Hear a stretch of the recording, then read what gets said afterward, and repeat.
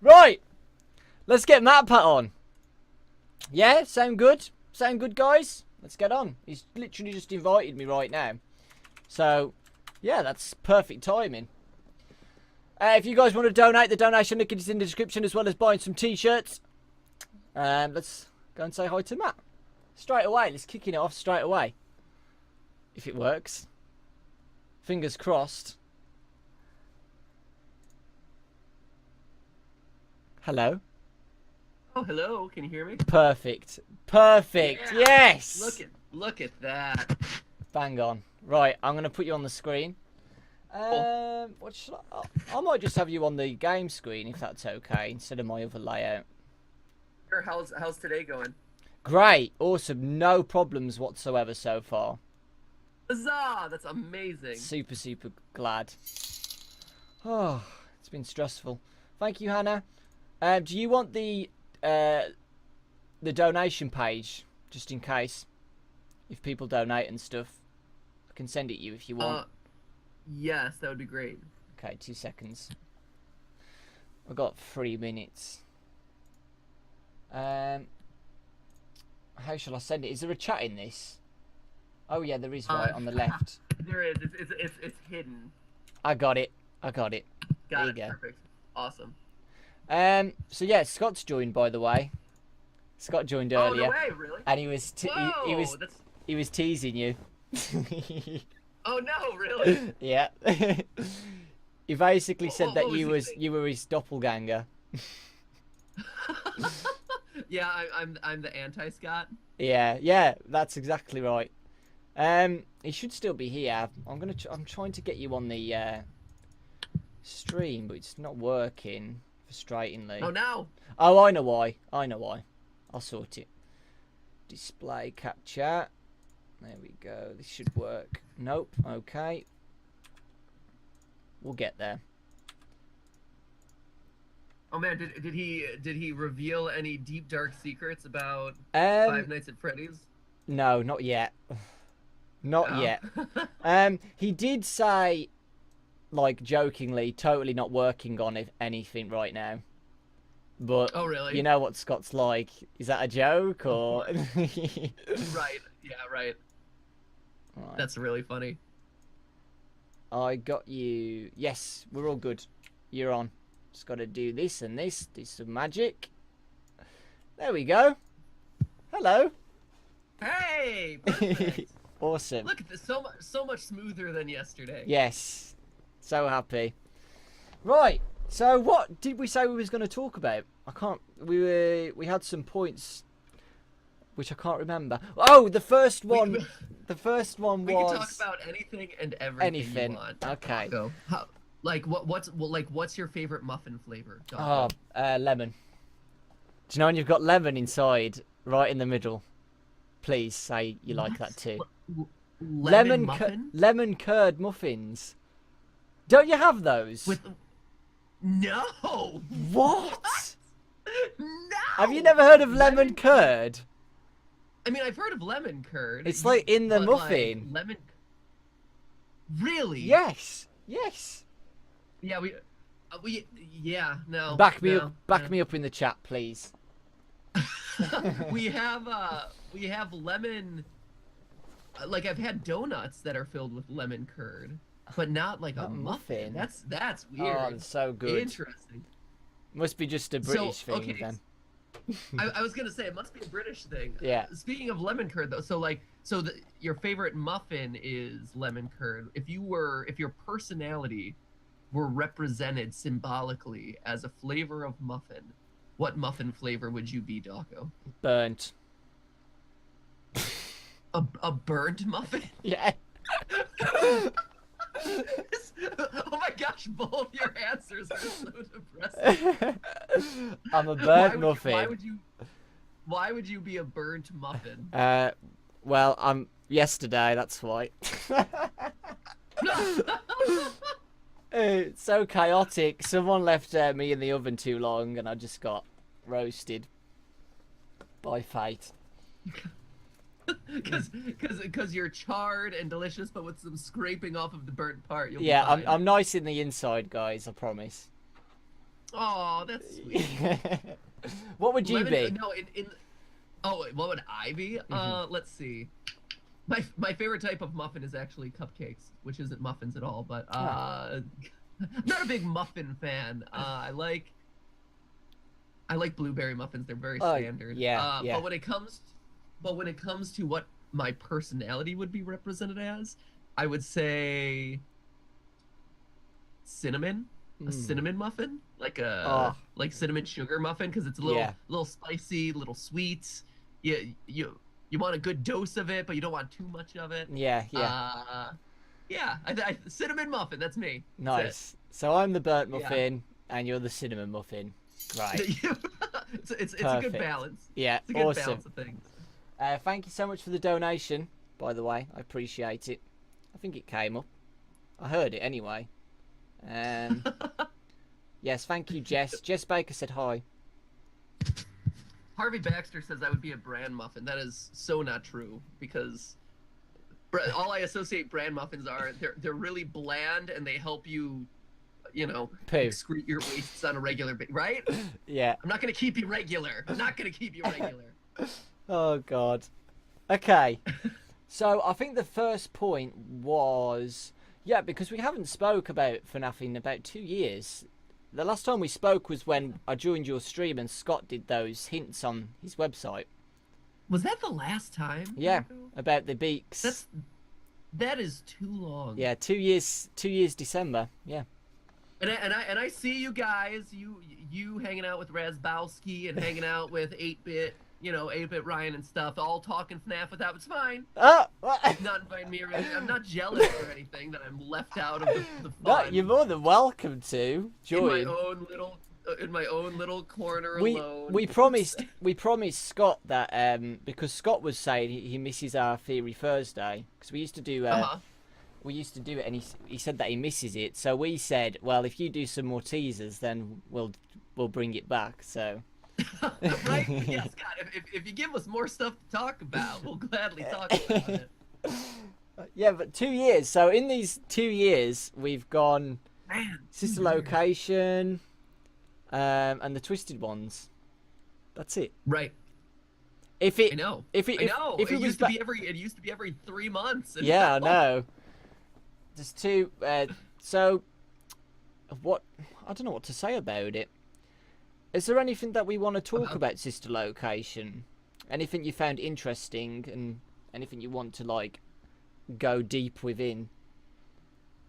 I mean, I think some of what you brought up yesterday was really interesting around, because we were talking a little bit about the overlap between Twisted Ones and just the book series in general versus the games. And I think one of the things you brought up yesterday about how in FNAF 4 we all assumed back then that, it's, I think the dream theory made a lot of sense. Yeah. And the hallucinations of being in a hospital bed and this and that. But then what you brought up yesterday, I think, was a really good point around how could animatronics have dots? Yes. Or have trackers in them if this is something that is a dream, right? Yeah. And then Sister Location. So up until 4, I think 4 for me, I did the 2 theories on, hey, here's the dream theory, and for everyone who hates the dream theory, here's the non-dream theory. Mm-hmm. That where we shove everything together. And I think that did a good job of kind of wrapping it up. But to me, dream theory was the cleanest thing. It also combined with what Scott had been leaving, again, to that live stream that you mentioned about him leaving the clues, the Chica beak and this and that, all the clues seem to point toward the dream theory being it. Mm-hmm.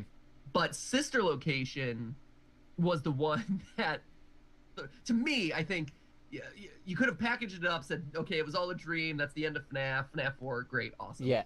Now, but then Sister Location decided, hey, let's go back, Sister Location would have been fine on its own, or with kind of the existing other games, but then how it collided with FNAF 4, I think, became problematic in everyone's theories, mm-hmm. where now all of a sudden you have an underground facility that looks like it's under the FNAF 4 house, which then complicates things to a whole different level. right? Yeah. Because now all of a sudden it wasn't really a dream and there is a real house and someone's being tested on in that Yes. house and there's all these, so now there's this added layer of complication that sister location introduced into the series that didn't need to be, like, it could have started its own chain of events or whatever, but now that one had to be merged into the other 4 games rather than being its own kind of separate thing, and I think that was challenging. Yeah. It Yeah, I think it still gave us some theories on why Sister Location and FNAF 4 are linked, though. Um, Oh yeah, it absolutely, but I agree, go ahead. because it's not just the FNAF 4 dots on the map what have dots. It's the Sister Location ones and the ones at the minigame pizzeria with Fredbear and Spring Bonnie. So that must mean that the person in this facility must have created all those animatronics, right? Right. Or he's just got Yep. trackers on them or something like that. But Right, but in order, right, I feel like it. Yeah, it's so complicated. It's just annoying me right now. But like, yeah, they all have dots. They all have the same dots, so they're being tracked, and or they've been made by the same guy, which would have to be William Afton, right? Because this is his facility, and this is his baby's his animatronic. We know that because at the start of the game it says, "You do realise, blah blah blah, Mr. Afton." So it's crazy. I would so I guess so I think is baby his animatronic, so this goes back to the whole idea of how does FNAF world play into this, and also kind of what we were talking about yesterday with the books, right? So to me, I'm not convinced that Afton created baby. Right. I think Afton created the Funtime animatronics. I definitely think that that's the case. I definitely think that Afton is in some way related to the Nightmare animatronics because of, the mind control discs or the secret observation room. I think that there's definitely evidence to show that any of the like evil intentioned robots in the series, I By feel like him. Afton, yeah, are by him. Yeah. Baby, again, if it goes to the question of is FNAF World a part of this, which I Yes. think it is. I think it is. And so in order for FNAF World to be a part of this, you see the creator of Baby kill himself. Yes. He's and a lot of people on the FNAF subreddit have said, "Oh, that's Scott Cawthon," but no, Scott Cawthon is represented in The boss. Anim Dude. Yeah. He is represented through his avatar in that game. So the creator, the desk guy, as he was unofficially called, is not going to be Scott, and so it has to be this other entity, and it's this other entity in the game world who has admitted to saying, "Hey, I created Baby. This is my creation. I'm ashamed of it. It's a terrible thing. It's unstoppable. Look what I've done. Let me kill myself." Yes. And that to me, and so for Afton Right. to be present in Sister Location and to say, "I created her. I'm so proud of her. Look at all the cool things she does. She scoops ice cream. What about blah blah blah blah blah?" That means Afton must still be alive. Yes. And so for the creator desk guy of Baby to have killed himself, but Afton to still be alive in Sister Location, that to me says that desk guy and Afton are two separate things. There's another person who maybe didn't create Baby all on his own, but at least had a hand in it along with Afton, which is why I feel so strongly that that is Henry. Yes. Again, drawing from the book series, that is William Afton's partner in the FNAF franchise. Henry, the creator of all the other kind of good animatronics. And I think that is, I think that proves that Henry is a part of this canon, that Afton was not the only person who created Baby, and that, so that's why I would challenge, like, I would agree with you that the Fun Times are, but I would challenge you that Baby is not. Yes, and I was just about to say something about that as well. You made a good point about that. If you remember, there was actually a Baby's Pizza World before this facility, and there was gas leaks, and someone stole the animatronics and took them to this facility, right? From the gas leak teaser.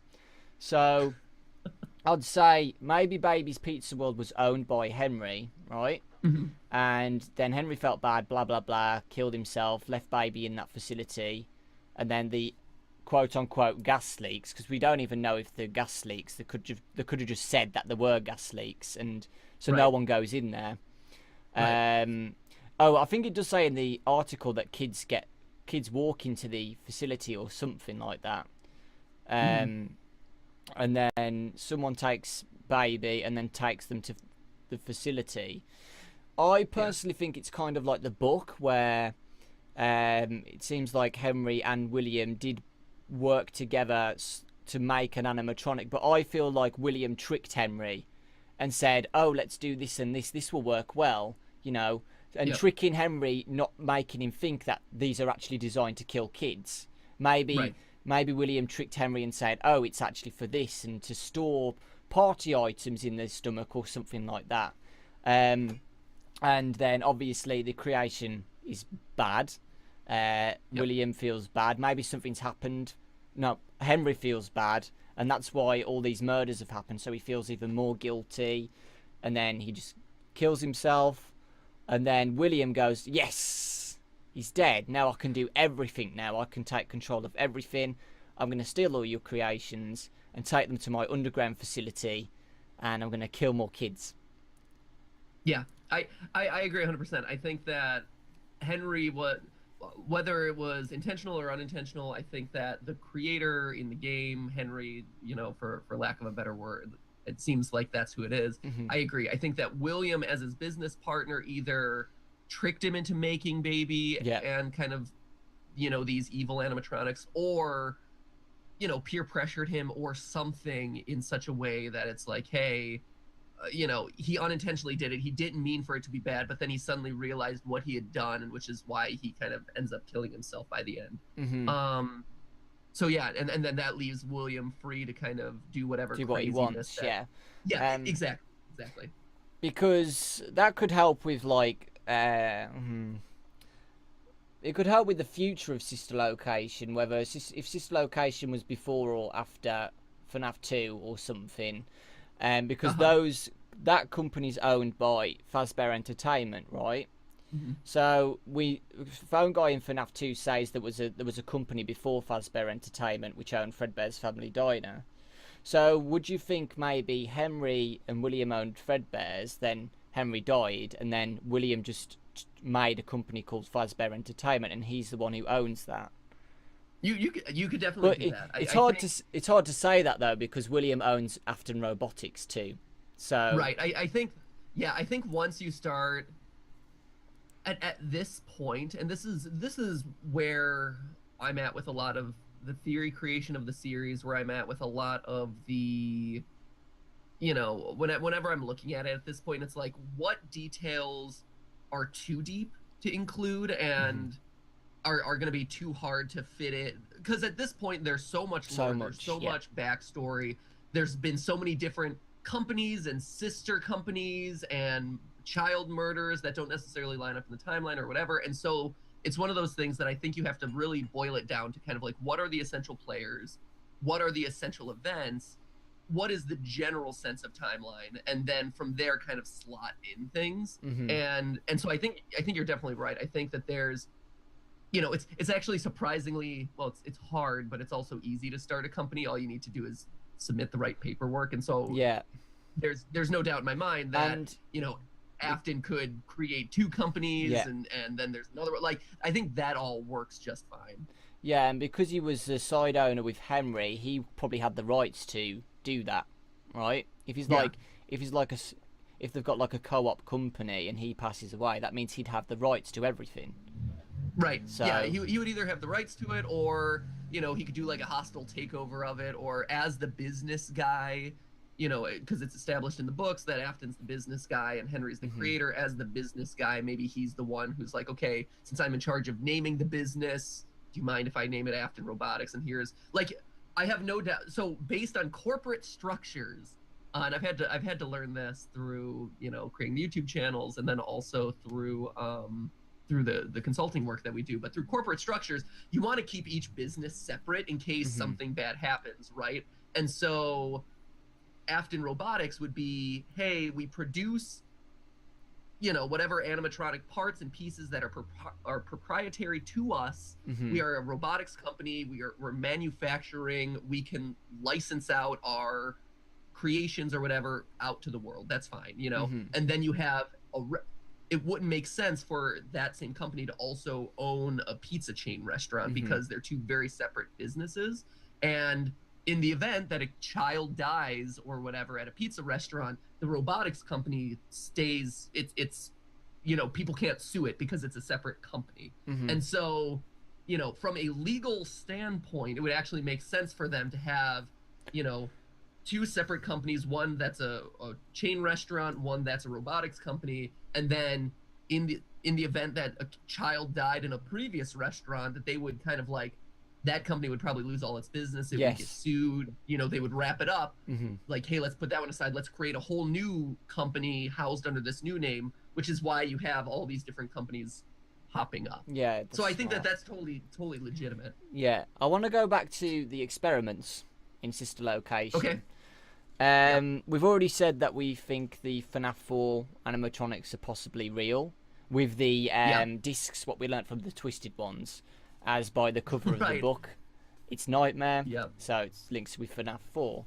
It goes back to me to think who we play as in Five Nights at Freddy's 4. Because at first, obviously, people think that it was a nightmare from the bitten child. That's why we get hallucinations of the animatronics being creepy and stuff. But I possibly think it's someone who witnessed the bite now. Right? Bear with me. Interesting. Okay. Bear with me. Yeah. Someone who knows the bitten child and someone who's possibly visited the bitten child in hospital. This child goes back to the in a couple of weeks or months or whatever, goes back to the original minigame pizzeria and gets eaten by Fredbear. Right, bear with me. Like in the Twisted ones, with the stomachs and the stuff. The reason why I think that is because Fredbear is the only one with the stomach mouth, right? Right. The stomach mouth. So that obviously to me has meaning. And because of the discs on the other animatronics, because that child who's in the FNAF 4 house, the testing area, is seeing them as nightmares now, creepy animatronics, is because they witnessed the crying child get bitten. So post-traumatic stress of seeing something like that, you'd obviously have see the animatronics like that, sharp teeth, etc. I feel like Fredbear took the child, which represents the stomach mouth, and that's what William Afton does.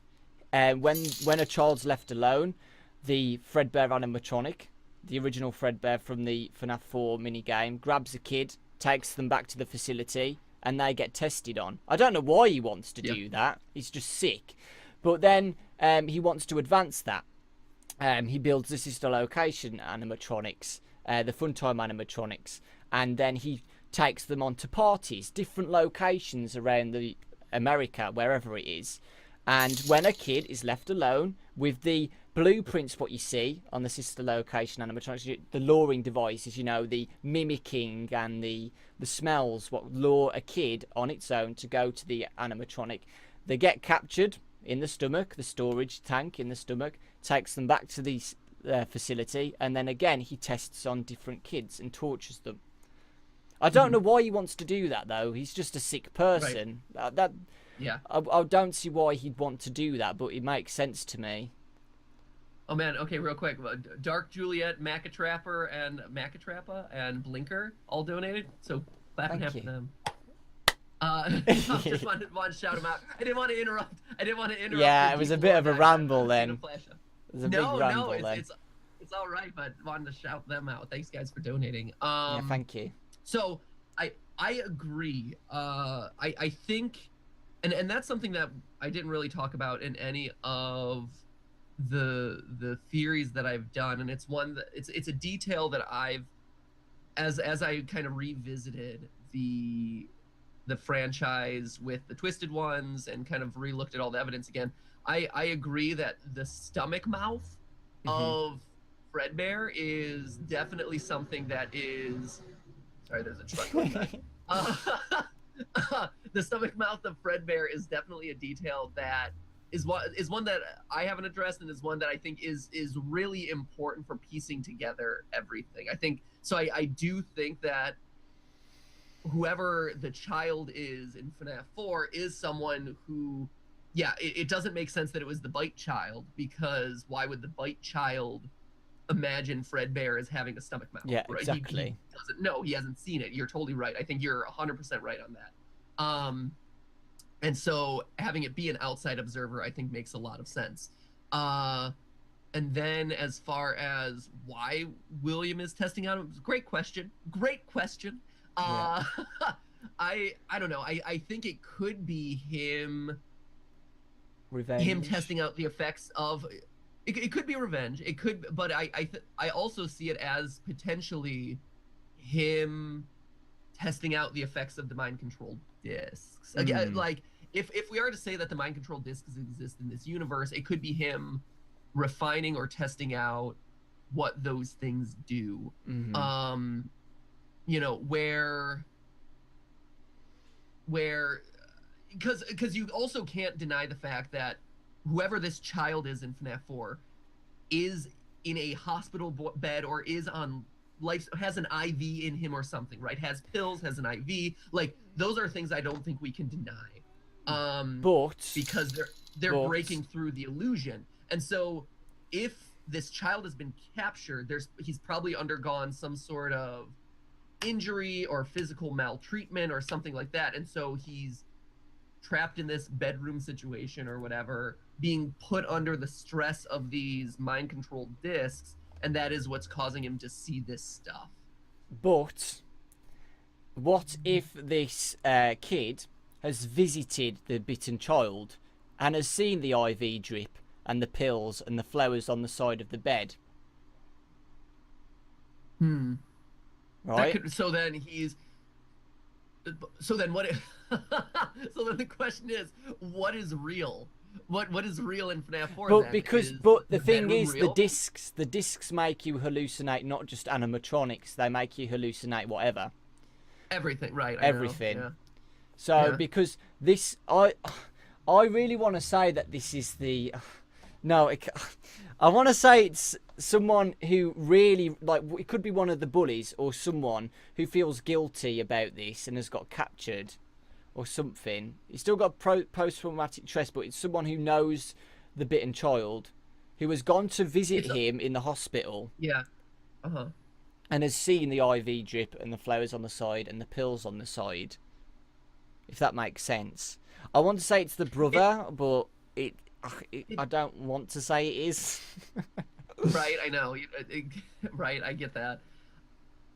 So the question I guess I would have there is, and the challenge, I think, to it just being a random kid or the crying child or whoever is, why would the kid be in the crying child's house, right? So we know that the kid who eventually gets himself bit lives in that house. Lives in a house that is, well, actually no, it's a different layout of the house. Ah, my. Yeah, it's a different house. Yeah, it's a different house. No, you're totally right. I was assuming that the two were the same. Yeah, I mean, that's the hard part. Like, I still think it's just a testing house. Yeah. I think it. No, I agree with that. I think it could be absolutely a testing house. Yeah, because he has got cameras in there and stuff watching everything. So. So, and I think that this is really good in terms of Sister Location also brought up the whole who is Purple Guy, Michael Afton, William Afton, Springtrap, Mike Schmidt. Is Michael Afton Mike Schmidt? Yeah. So, and also the element, mind control discs are already a stretch, but then now all of a sudden you have animatronics being inserted into living people, then being regurgitated out, but then those people also coming back still to life. Alive, yeah. So as we're talking about what you know, what Sister Location has done, because again, like, we haven't talked about it since the game came out, and also since Custom Night came out. What are your thoughts about all of that, and who is Purple Guy? Who is Springtrap, Dawko? Is it 1983 or 1987? Who knows? Yeah. Who knows? Like, no, I'm curious to get your thoughts, because this is something that I've been kind of stalling on in terms of doing a theory about, just because I know that either answer I come up with will anger 50% of the yeah, I fans know of this franchise. it's difficult. And so I've been kind of like dragging my feet on it, even though I feel like I still have I feel like I have a solid understanding of who is what, but I feel like were I to do an episode about it, a lot of people would get mad. Yeah. So this is too hot for YouTube, too hot for the FNAF subreddit. So I'm curious to get your thoughts about it, and so we could talk a little bit about that. Okay. If you remember 2 years ago, I said I think Purple Man is innocent. Remember? I said that. I do. I think Purple Man was innocent all along, and Yeah. I'm still gonna go with that. Maybe slightly. I don't think he's killed any kids. He might be slightly innocent. Yeah. I don't think he's killed any children. I think he has not killed any kids at all. Yeah. I think William Afton's the one who's killed all of them. I might still go back, and people will hate me for this. Pink Guy being William, and Purple Man being Michael. Yeah. Oh, no. Yeah, I'm sorry. I'm sorry. Oh, no. I'm sorry. Okay. Because in the book, Yep. I hate to go back to the books, but in the Silver Eyes, I'm pretty sure they talk about William being in the past big and stocky, quite a bit chubby. The Pink Man is a lot. I'm not fatter. He is a bit fatter than Purple Man. So there we go. That's a good start. Talking about weight. Oh no! I think Pink Man killed all the kids. All this stuff happened. I don't know where William is right now. I don't know where he's gone. He's gone somewhere because Mike's looking for him. It seems like William has asked Michael to sort out his problems, because he asks him to find her and put her back together, right? Yeah. Because William Afton's daughter gets killed by Baby. Mm-hmm. We know that. So again, that could be why he's crazy, because all his kids are dying. William's kids, like, William's made creations to kill kids, but ironically, he's killed kids as well as his own, which might have made him more psychotic and crazy. Like, oh, what have I done? I want to kill. Like, maybe he feels guilty afterwards, and he just abandons the underground facility, which is why it's covered in yellow tape and stuff, possibly. Maybe that's the point. When his daughter gets killed by Baby, that's the point where he goes, oh God, what have I done? Let's abandon this facility and let's get the hell out of here. I'm done. And make my son do all the dirty work. So, son, I've done some bad things. I'm too old now to solve it myself. Can you go and back to the underground facility and try and investigate what's gone on with my daughter, please? Ironically, Michael goes down. He gets scooped because, ironically, the animatronics mistake him for... No, wait. Let's not get onto that just yet. Michael gets scooped. Turns into Purple Man. Because we know... he wasn't always looking like Purple Man. He was just a normal person, and then as soon as he got scooped and turned into a rotted corpse, then he turned purple. Which again is why I think Pink Man and Purple Man are different. Pink Man is a normal person, and Purple Guy is the corpse Michael. Do you know what I mean? So I will always think they're separate people. Always. I don't think they're the same. And then Michael gets turned into... It's moments like this, right? Yeah. whenever I'm working on FNAF theories, there comes a couple moments where I'm just like what you said, Corpse Michael and Big Guy. I'm just like, oh my gosh, Yeah. what the heck? Yeah, no. Yeah, he turns into Purple Man. He goes and he goes and solves some more deeds. Like I said, William feels guilty, okay, and he's telling Michael to solve everything. So Michael goes to the older location, rips apart the animatronics to get rid of everything, just to get rid of it all, right? Yeah. But the spirits mistake Michael for William, which is why he says they thought I was you. So that's then Purple Man gets shoved in Springtrap and then gets wrecked, and the spirits are apparently set free, but they're not. They're not set free. To me personally, I don't think they're set free yet because they haven't killed William yet, right? Right. Right. Which is why we get the bad ending.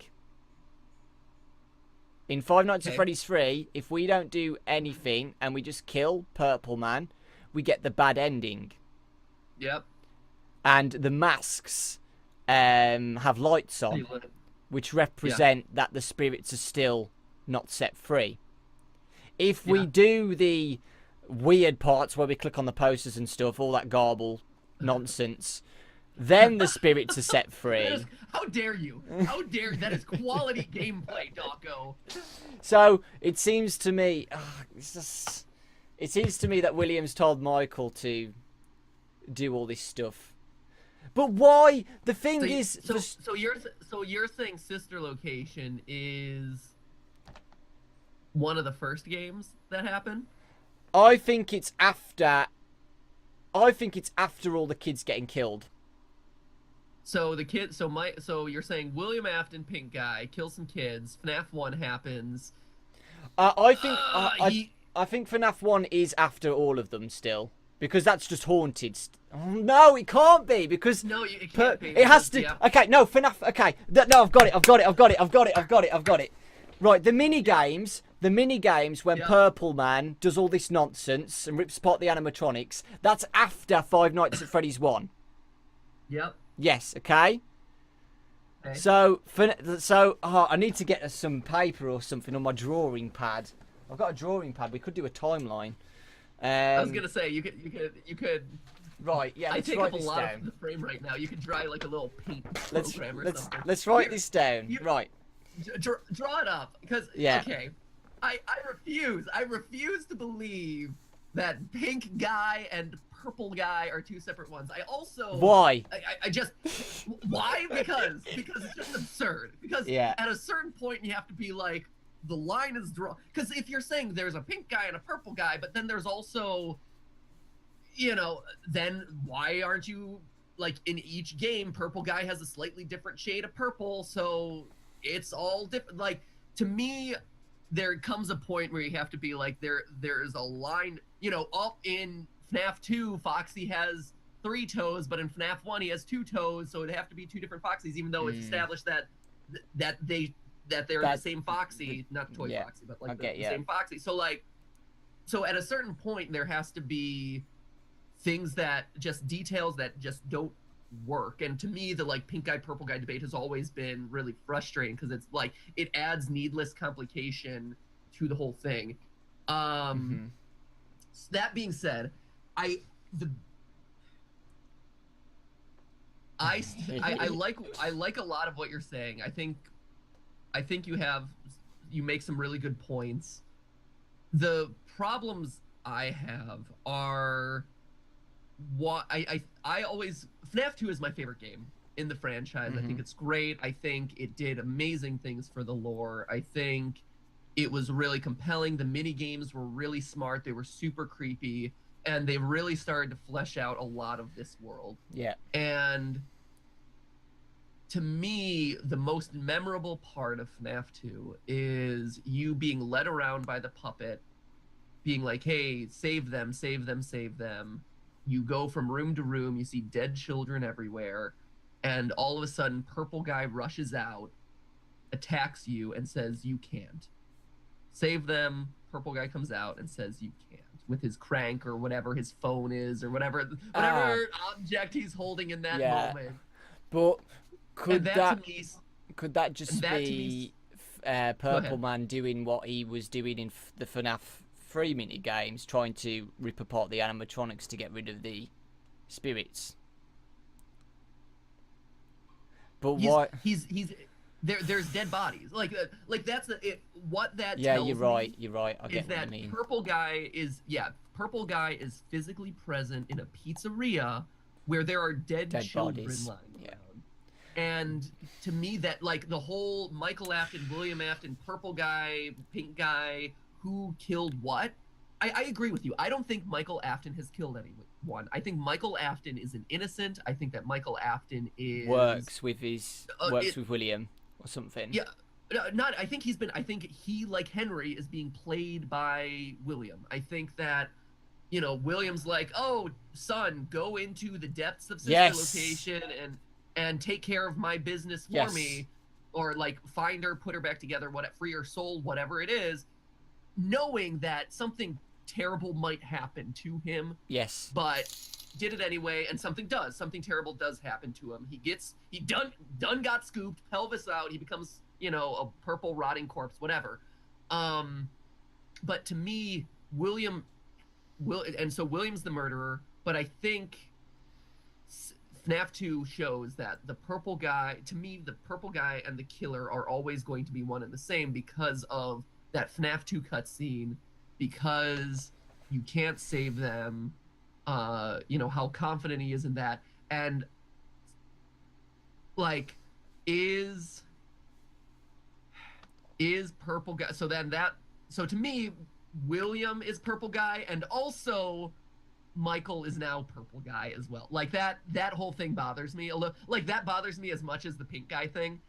But that is the explanation that makes the most sense to me, is that William was the Purple Guy, and now Michael is physically a Purple Guy at this point because he's dead rotting corpse or whatever. Like it's not the most satisfying explanation, but I think that's the case.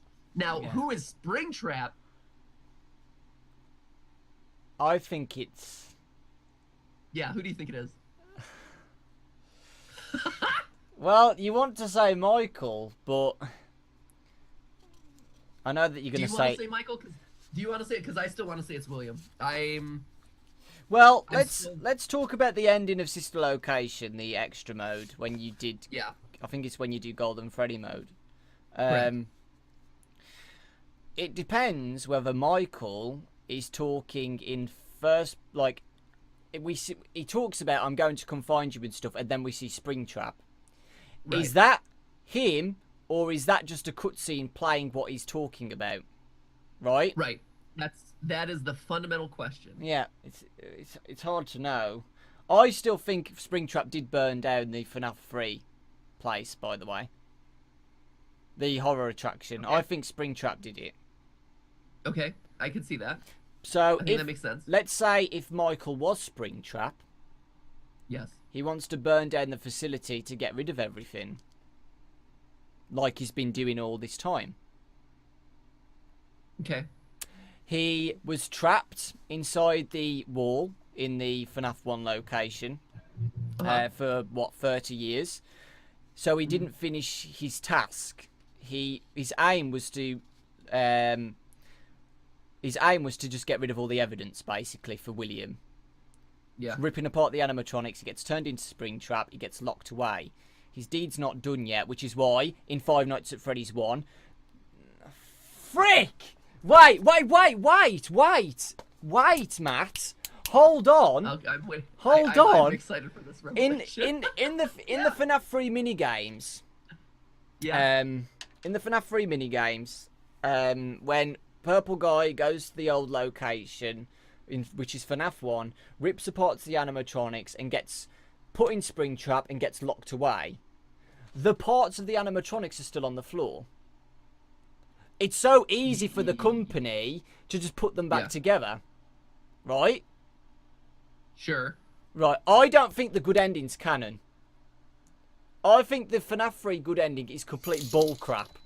but honestly, you can't have the bad ending and the good ending in the same timeline. There's got to be Correct. one, and I think it's the bad Yeah. ending. The spirits were not Okay. set free yet.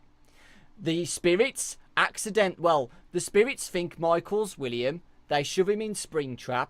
He gets wrecked and then locked away in the FNAF 1 location for 30 years. During FNAF 1, this is when Springtrap's locked away still.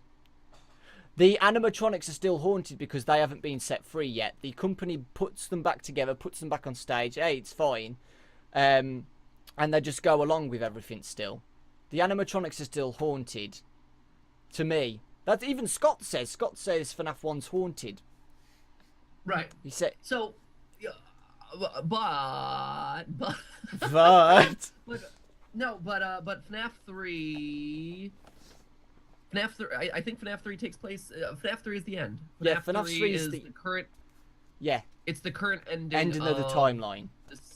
Right, and so right now we can't know what ending is canon because it all depends on If the whatever spirit... FNAF 6 it becomes, right? Because if the so if haunted animatronics, if the originals haunted by the spirits of dead children is really a thing, and they care, if they are still characters in FNAF 6, then all of a sudden the bad ending is canon. If though it's just Springtrap versus whoever, you know, Springtrap versus Michael, Springtrap versus William, with the help of the Twisted animatronics or whatever, or not Twisted, the Funtime animatronics or whatever, now all of a sudden then the good ending is canon. So I don't think you can really know, but I think I'm inclined to think that the good ending ends up being canon, and that whatever FNAF 6 is, It's just the last spirits of Baby, his daughter. It wraps up the storyline of Michael versus William, whoever is in the Springtrap suit versus not, purple guy versus purple guy.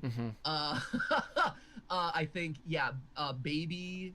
It wraps up Ennard. So in FNAF 6, who you have Ennard, you have Michael, you have William as the three kind of main players left over from Sister Location. Yeah.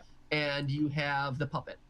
And that, I mean, and really, I think, and maybe Golden Freddy, you know, depending on what his purpose or, well, actually, I think Golden Freddy's done for.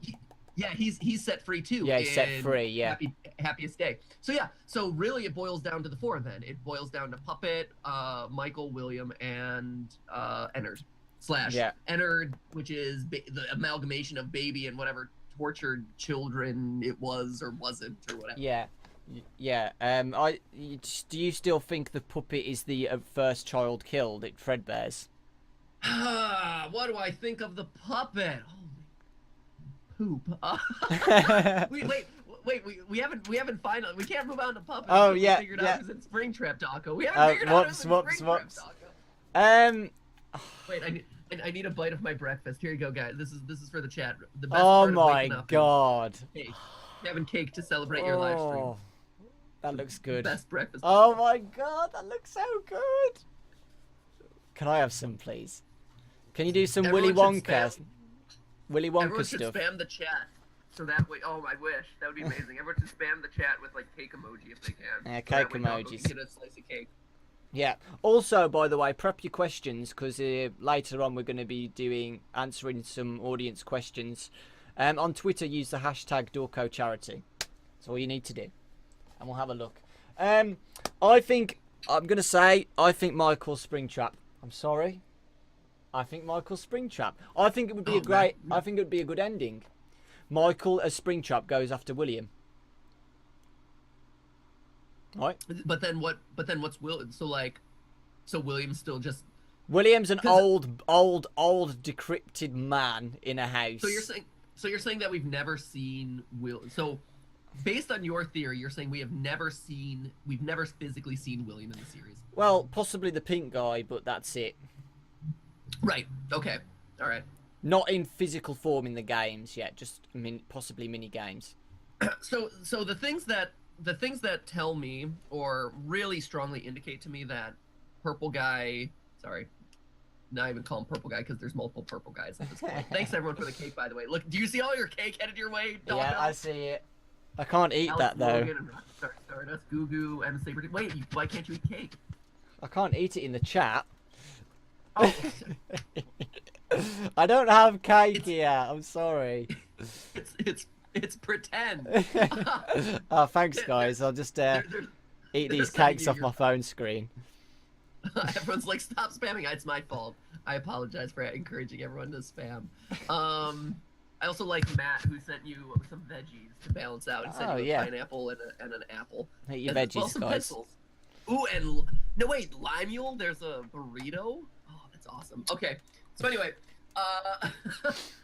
so the one thing, and I think what my theory. So one, I still, like I said, I still think that William's the killer. I think that purple guy. There has to be two purple guys because purple guy from FNAF 2 killed people.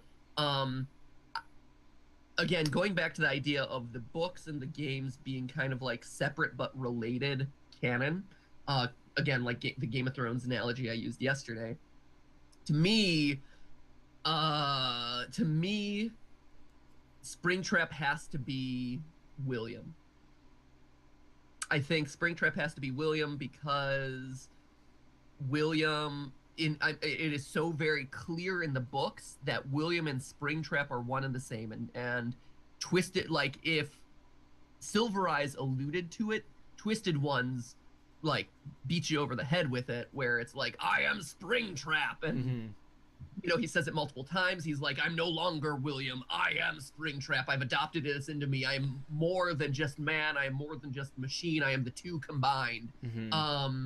And so I think, again, it would be weird for the books to be like, oh, Springtrap is this character, you know, and in the games for it to be a completely separate character. Like, that to me seems like a weird merging of the worlds. So that tells me, at least, that Scott is thinking in that direction.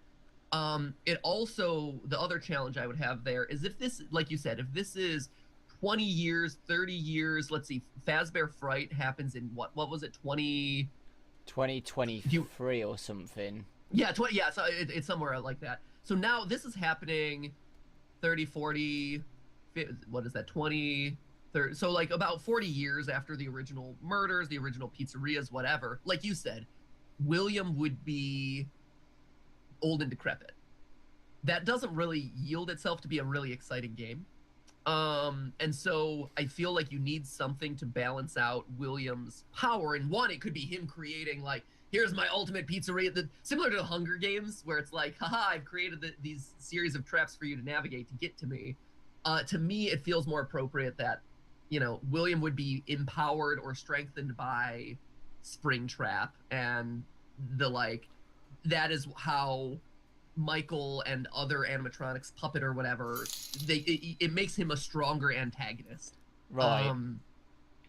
So that's another one that indicates to me that, like, why I would think he would be purple guy. I also think that, or why he would be Springtrap. I also think the idea of, not yet, Nan. You're not on yet. Sorry, man. My dad's just came in. It's just, and then there's a couple other, like, from a storytelling standpoint, I think it's just more satisfying from a narrative standpoint for the spirits to be released, for them to get their revenge on William, but for the family, but for Michael to know, hey, my father's still alive, he's still at large, and I need to be the one to bring him down. So that's, I don't know, like, to me, it's just more satisfying to think of Springtrap as William. And also, again, to the idea of, are you just listening to voiceover during that final cutscene of Sister Location? You know, I'm gonna come find you, I'm gonna come find you. And then he appeared. Yeah, it could work either way, which is unfortunate. Yeah, that's why it's tough. So you and I are on separate sides of the fence. I like your idea, though. I think it would be cool for FNAF 6 to be where we play as Michael and we have to go against Springtrap. But what would we do? Would Springtrap make his own designs? Between cameras, shut doors, preserve battery power. But is that's not going after William though? You see, No, on reverse side though, let's say we're playing as William in his house where we have to fend off against Springtrap, Ennard, or Baby, and the puppet. Sure. But then again, it would be hard to make that entertaining where you just do basically FNAF 1 where you're just stuck in a house for 5 nights. However, it could be like Joy of Creation where you play different memories of William in different locations and stuff, or different characters in the lore where we go to different locations and fend off animatronics, and then the final night, night 5, it's the end. We're playing as William. He's 70 years old in his wheelchair where he can't physically move out of his chair like properly because he's old, and then the animatronics find us in our house and we have to fend off against them. That's interesting. So you're playing. That's interesting. The idea Playing as of an playing old as man, the villain. And so like, and so if you win the game, you actually help like a serial child murderer. Yeah, that's true. If you win, I think it would be like where you don't win at all though. Like it gets to 6 a.m. but you'll still die. That would be cool for a night 5 ending where you just die. Like you have, like, let's say you get to 1 a.m. and you die, you have to do it again. But let's say you get to 6 a.m.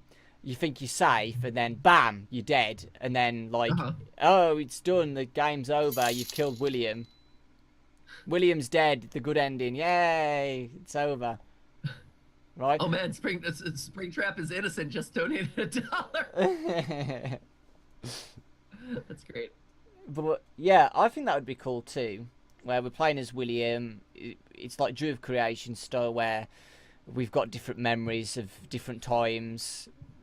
You know, and we get to know. That would be cool. If FNAF 6 is the last game, let's say FNAF 6 is the last game. The best way to solve the lore, everything in this last game, is for each night to be different memories. And night 5, the finale, William dies. That's it. Yeah. Done. Case closed. FNAF's done. Right? Till the movie, and then the third book.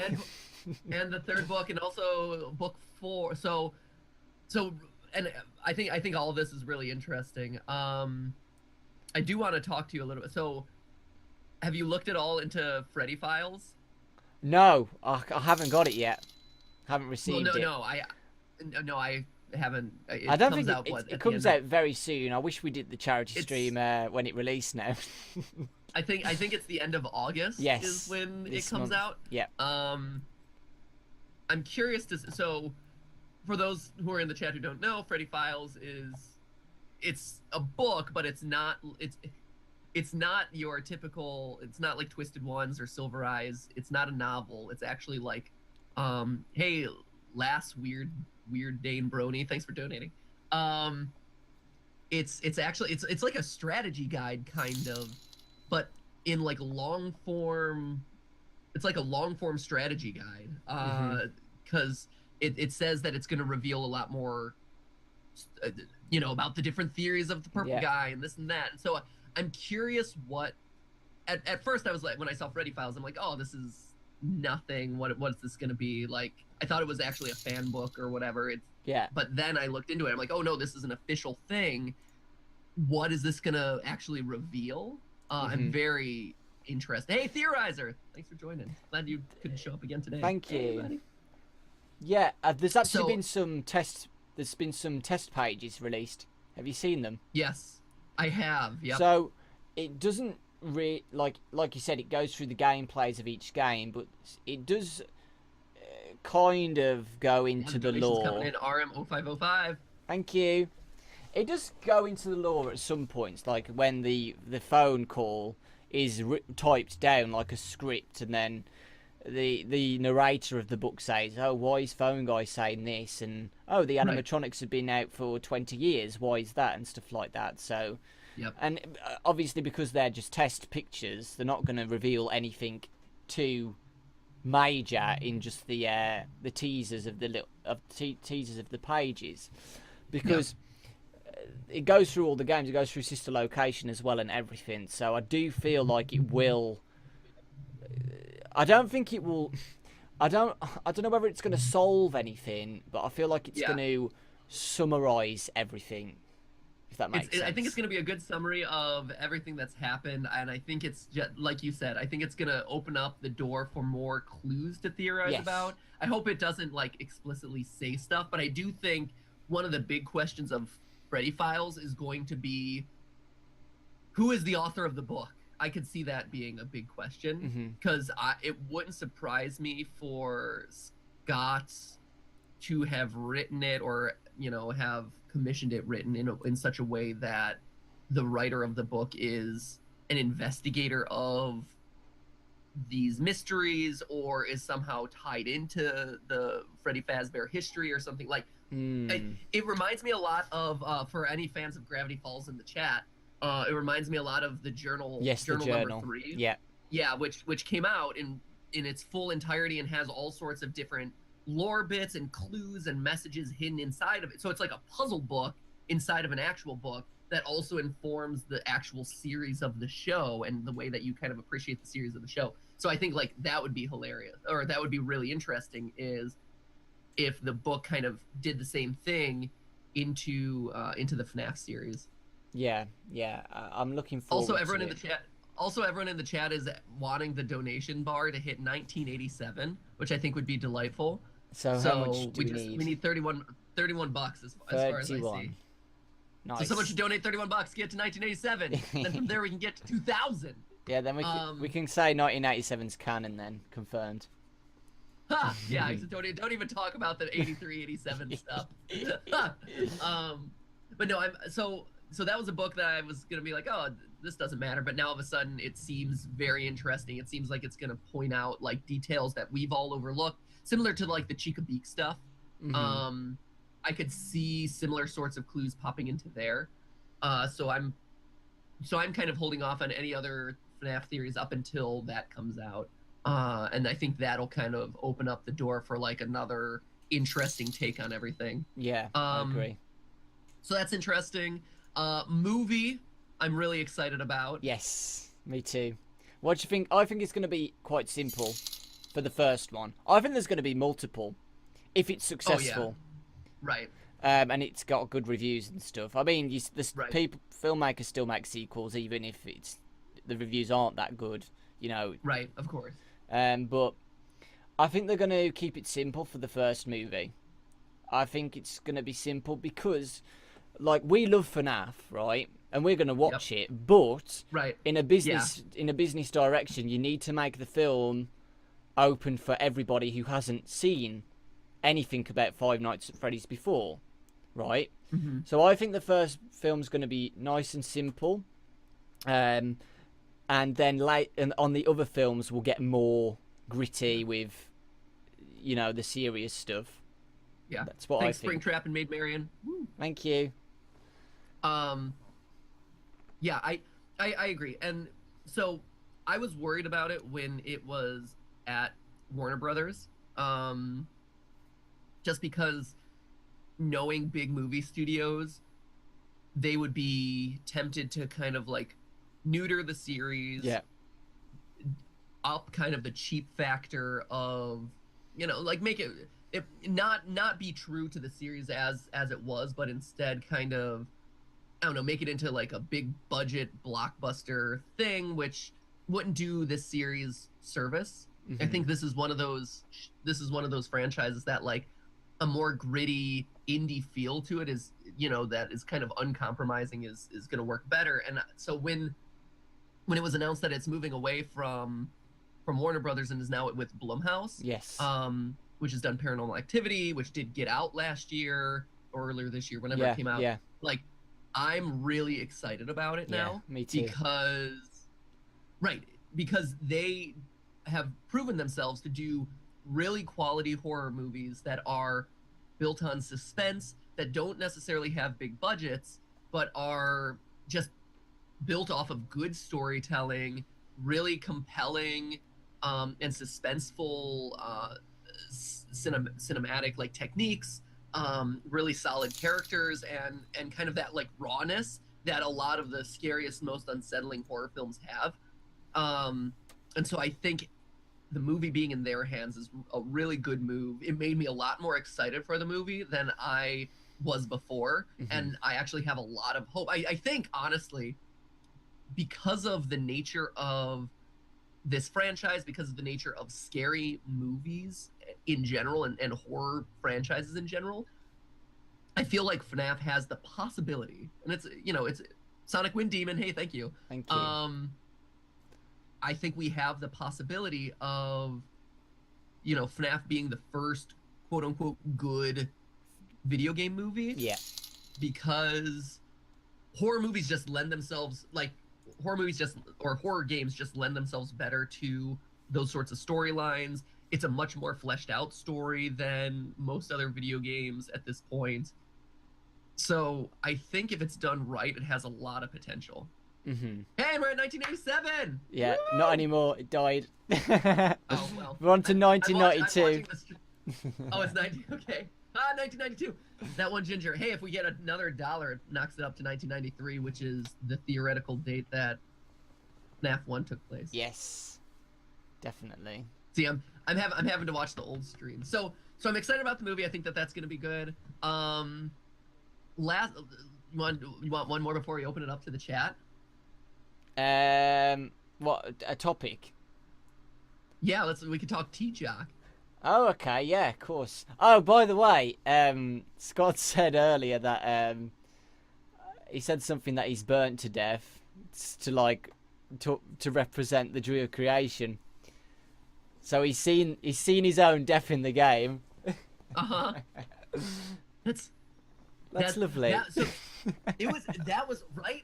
So that was really interesting to me. The fact that Joy of Creation decided to tell, like, hey, we're gonna put you in Scott Cawthon's shoes, and he's gonna die. Yeah. Basically, like, that was really, really interesting to me.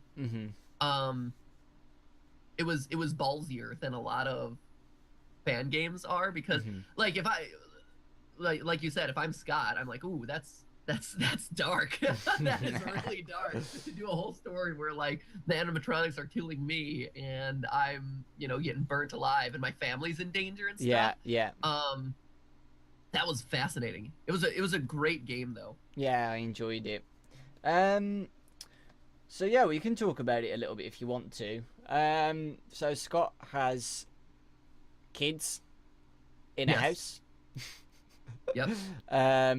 They're portrayed as memories. In the main screen, they're called memories. So the first one's a memory. So we're playing as Nick. The intro's about Nick, and he goes back to the house, right, or something like that. We get a narration of Nick saying what happened and all this stuff. So he's still alive, which is a nice thing to know. He's the first memory when he was little in the bedroom. And then Michael just turns up in the house. He just comes into the house, and Scott and his wife are then like, "Oh, are you okay?" and stuff. And does he leave the house after that, or does he stay for the night? I can't remember. Who? Michael. So Michael just turns up at Scott's house, and yeah, Michael's there the whole time. So basically, how it works is Nick has this flashback. So Nick is entering this house from his childhood, you know, where it was kind of this traumatic memory that he has of, you know, this scary night with his family. And then they flash back to, it starts with a flashback, right, where it is to Scott and his wife discovering this burned man, this guy who looks like he's been through a fire, named Michael. They end up putting him in the house, putting him up overnight in the house, along with their kids and stuff. Which is like, Scott, yeah, you're a much better parent than that. But at least Scott was the one who was expressing, like, hey, this might not be a good idea, and his wife's like, no, it's fine, it's fine. Yeah. we can have a complete stranger who just broke into our house and showed Yeah. up there, stay overnight. That's no I problem. know. So like now it's one of those like horror movie moments where you're like, no, you idiots. Yeah. But so night one you're playing as Baby Nick. I Fighting off think the I animatronics. Go think ahead. it's all during one. It can't because of 6 a.m. I was gonna say it's all during one night. Oh yeah, no, it totally is one night. I Okay, agree. cool. So It's- everything, yeah, everything's all Yeah, it's- during it's- one night. Yeah, it's all one big night. So the first mini game, the first memory is Nick in his bedroom. The second memory is Scott's wife in the living room, fighting off the animatronics. They escape after that. So after she reaches 6 a.m., she goes and rescues the kids. They run outside, and then that leaves Scott alone in the house. Scott is trapped in his office. He fights. So and Yeah, it's you're right. after so this is where it gets complicated, and this is what I wanted to talk to you about. And I'm curious what, because the story and how it ties in and the meaning and this and that I wanted to explore a bit because Right. it's tough Yeah. at that point. So we know that Nick and any other children and wife are safe outside. They've escaped at 6 a.m. Huzzah! But then you have Scott who's trapped in his office. He is, he survives. He fights back. He beats back the animatronics, what have you. But then all of a sudden you go. So that's the third challenge. The fourth challenge is Scott going into the basement Yeah. after having successfully beaten out the office. He goes into the basement. He gets knocked unconscious and locked in the attic. Mm-hmm. But then in the basement, you're playing as Michael, right? No. Why? So in the You are right though. At the end of basement, he gets hit by Michael, and then he gets handcuffed, and he gets taken into the attic by Michael. Right. So Scott is trapped in the attic by Michael. Yeah. Michael and Michael wants to basically assume Scott's identity, or he has to come to life through Scott's death or whatever. And we can Yes. talk more about that. But I'm curious why you think, because to me, Scott goes from the office to the basement, gets knocked out, and is locked in the attic. But the basement level, the basement challenge, is done by Michael as the character. What? So Okay. I think the basement level is a mix between hallucinations and stuff. I don't think for example when he goes through a door, he's through that long corridor, right, all the way down. Yeah. If you turn around, you see the endoskeleton, which you're not supposed to do. I think that's all like mind and hallucinations and stuff like that. I don't think there is literally a corridor that long, etc. Sure. Do you think? Right, of course. Here's a good Thanks, question Blinker. to add to that. Do you think these ignited animatronics are real? And do you think Michael's real? Because I've got a really good point about this. I've got a really good point. So you're just setting me up to fail then? Is that what That- you're telling me? I got a really good point. You're like, oh, do you think he's real? I got a really good point about this, so I hope you say the right thing. I think if you think you have a good point, that means he's not real, but I think he is. So, and the reason why Michael has to be real is because someone has to knock out Scott. The wife and Scott clearly see someone when they enter into their house. So to say he's not real, who do they find in their house? Who are they talking about that they've locked into another room? Who knocks out Scott? So I would say Michael, the house guest, has to be real. And I'm agree. So I called Michael O 2000 in the chat says, and I agree with him. We play as Michael in the basement because the TV messages are referring to Michael and not Scott. So when you die in the basement, the message, especially the last challenge of the basement, the message you get is set us free, Michael, or let us free, Michael, or open the door, Michael, or something like that. But it's specifically saying Michael, not Scott. It's calling you Michael. And so that's why, to me, there's something weird that happens in the basement where Michael is somehow aligning himself with or getting like brainwashed by or is So you doing think? something. So you think Scott and Michael could be the same person, or something like I've that? No, I think Mm. what ends up happening is, and it's a good question. I'm not 100% sure. Like the basement level is the one that is confusing to me, just from a storytelling standpoint, because I think Michael wants to become Scott. I think that Michael, wants to assume his identity or take on his role in life, or is an obsessive fan, or is somehow related to the, I don't know, like has I'm not sure who exactly Michael is and what his relationship is with Scott, whether he's just like a third party who's obsessed with Scott and wants to, take over his life or be a part of the story, or what. But I do think that they are two separate entities. Right. Okay. That's good. Yeah, you think they're the same? Um, I think it's all haunted. Let me just get onto this, right? Okay. The newspaper articles talk about a Texan house being haunted, and they also talk about a doppelganger ghost where Yeah. you see yourself as the ghost, right? It's Yeah. If you actually look at the ending when Michael kills Scott, that's Scott. Does Sorry, Michael when Michael killed, yes. Michael Okay. looks like Scott.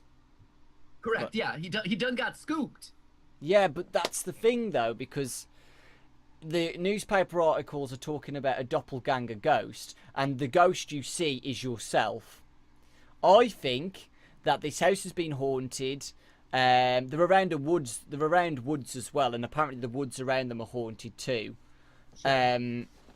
I think that possibly the house is haunted, and the ghosts of that house have manipulated Scott. Joy of creation, right? They manipulate Scott into being his creations in the games. I don't think the animatronics are real. Like, the animatronics we see are not real because it's a game. In the Joy of Creation, the animatronics don't exist. This is Scott in his house, and he's created Five Nights at Freddy's. The animatronics aren't real, if that makes sense. They're just a game. And I personally think that the ghosts have manipulated Scott's mind and the family's mind and turned into forms of his creations in the game. Oh, I see what you're saying. Right? So, yeah, because I was gonna say, because everyone else in the family sees them, so they have to be real to some extent. But no, I agree. It's not an animatronic as you would typically see an animatronic. I agree with that. Yeah. I don't think that these are actual robots coming at you, walking down hallways and this. I agree with that. I do think it's a bit of a challenge. Like, I think the living room level is a bit of a challenge to that, where you are able to control them and pause their behavior. Like, that's a bit weird that they have like built. Like, why would a ghost animatronic have built-in cameras and pause features? Like, that gets into all different weird bits of lore. That is true, honestly. But gameplay. Michael's weird in the calls. It's like he wants to play games with the family. He even says, like, the reason why it's all on one night, by the way, I wanted to make the point, is Michael says that the nights will be quick, don't worry. The timer's on quick to get to 6 a.m.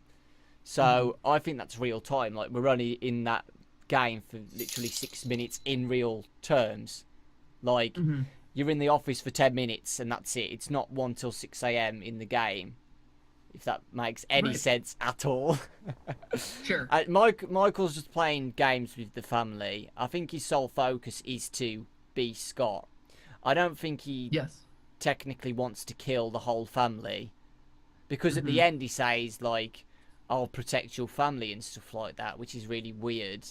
I think it's Right. literally like Afterlife, like Insidious. If you've watched Insidious, where Yeah. all the spirits, like in the spirit world, they just want to be alive again, and they just want a body. They don't want to like come back to life and start killing people, if that makes sense. Mm-hmm. Do you know what I mean? Right. Yeah. Well, right. It's a tough one. But yeah, it does say that right, it does say that the house is haunted on the newspapers. I'm also inclined to hold on. He doesn't. Yeah. The other thing. So the other thing is, because I agree that like the ghost idea is interesting, and I think that there's definitely merit to it. I think another one of the challenges though is when Scott gets himself possessed or scooped or whatever at the end of the game, he talks in kind of like a glitchy robotic tone. Yes.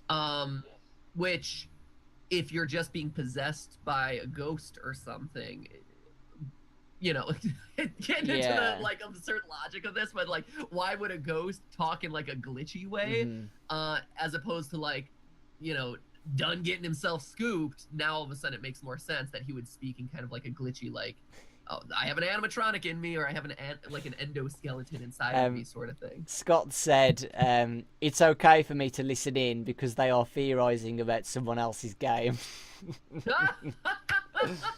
Right, good. That's really funny. Did he play TJOC? I think he knows about it. Yeah. So you haven't been here, Scott, when we've been talking for an hour about your masterpiece of a timeline. We're not allowed. No, you can't talk to him about it because they'll scare him away. he'll leave again. We can't let him go. Oh, he can theorize about someone else's yes, game. Scott, yes. Scott, help us. It's not your game. That means you can join us and theorize with us. that's why I want to make sure that, hey, if he played it, he can drop in with his ideas of what his own fate was in TJOC. Yeah, what do you think, Scott? He said, I've been discovered. Okay. I've been discovered. Gotta go. Logs out. Keeps watching. so he's lurking in the background. So here was a theory I had while I was playing this game that I thought was, I don't know, that it was out there. It was a bit on a limb, but I liked it. Which was that the whole FNAF 6 cancellation, the whole I'm gonna leave a bunch of teasers and now I'm gonna back off, all of that, I thought might have been as a runway or as an opening for TJOC story mode. For him to not take attention away from, you know, a really high quality fan game that's been in the works for, you know, a couple years now. The reason why I say that is because this is like, it was extreme, but I like the idea of it, at least because a lot of things fit. Where one, I would assume he's been aware of the game. The fact that like Nixon would choose to tell a story about a real life person and his family, like getting abused and tortured and scared and eventually die, you know, like, to me that feels a bit beyond like normal fan game territory, and you would want kind of like the creator of the game or the person that you're talking about and their family to like be on board or aware of it in some way. The recurring theme of static throughout TJOC, you know, you have it in the basement with the Igniteds talking through the screens. You have static on the as an omnipresent thing in the living room scene. Static is just kind of much more present in and throughout the game than most of the other FNAF franchises or FNAF installments. And, you know, Scott is leading up. Here's all this build up to the new game, whatever. And then all of a sudden he stops it dead. And the image that exists on his website is static now. So to me, it was one of those where it was a long shot, but there were a couple other things too. But it was one of those things where I'm like, I wonder if Scott was, A part of working it. with Nixon, or a part of it, or knew it was coming out and wanted to really allow the internet time to play this game, absorb this game, and appreciate this game. Because the other thing too is, every time, this was the other detail, every time Scott has canceled a game, there's always a parody game that he that either leaks or that he releases, or like, oh, it's the mature version of Sister Location, and it's always one of his like past kind of mini games reskinned or something in some way. This time, my theory, or kind of like in the little brainy head world that I exist in, I'm like, oh, wouldn't it be cool if this time he cancels a game, but the game that like is the troll game, or the the kind of interim game that builds hype to the eventual release is TJOC. Because every time he's canceled, it's come packaged with another game. So anyway. True. I said, hey, I'll give you Pink Guy if you give me TJOC is somehow a Scott Cawthon like approved project or whatever. Oh, okay. He didn't know, so. Well, he said, with that one. He said, I didn't know. He said, I didn't know that this was going to be the plot, but I'm okay with it. I'm even honoured by it, and kind of like the fact that I died in it. That's awesome. Yeah, it's that's great. That's, I mean, like, and that's, I give Scott a really hard time in my videos just because I think the internet a lot of times thinks that, I don't know, I'm being too mean or whatever, but I like to think that we have, it's a character, and it's kind of an ongoing narrative of game theory versus FNAF, where we have this kind of like ongoing rivalry back and forth, and so it's always meant for fun. But that's the thing that I always say about this franchise and the strength of the community of FNAF is the fact that you have a creator who is so invested in the players of the game, who is so interested in the fan games, and is so supportive of all the different fan art and the fanfics and the the other kind of sub-series games and this and that. Like that is why this franchise is so cool, why it's so exciting, why it's so fun to talk about and explore, and honestly, it's we do consulting work with other video game brands, with movie studios, this and that, and whenever we talk to those companies about who are struggling to figure out how do I make something that's successful in digital video, how do I make something that works in kind of this new era of media, we always point to FNAF as being one of the prime examples of what how do you create something that works, because it does so many different things right. It has gameplay that really lends itself to streaming, and a creator who isn't flagging a bunch of videos or claiming a bunch of videos. It has lore bits and gameplay experiences that are different for different people who are playing it, so that it gives them a reason to talk about it in chat forums and on videos and to theorize it. It's supportive of a community, and has a creator who is obviously invested in that community, and talks to them to encourage them to do different things and engage in different ways. And I think that's what's so special about FNAF as a whole. And so it's awesome to hear, and this just reinforces it, where to hear Scott oh yeah, it's fine that this independent creator killed me off in a game, and tortured my children, that's fine, that's super cool, thumbs up. That's awesome, that's very, very cool. Hold on a sec. Yeah. Where are you, Mr. Scott? Apparently his YouTube banner's changed to something. Oh man, is he dropping clues now? I don't know. I can't get him because he's not talking in the chat. Damn it, Scott! I can't click on your channel. I was gonna say, watch out for the oh man. Damn it. Direct Dawko is Scott. What is it? Apparently it has, but it could be a troll.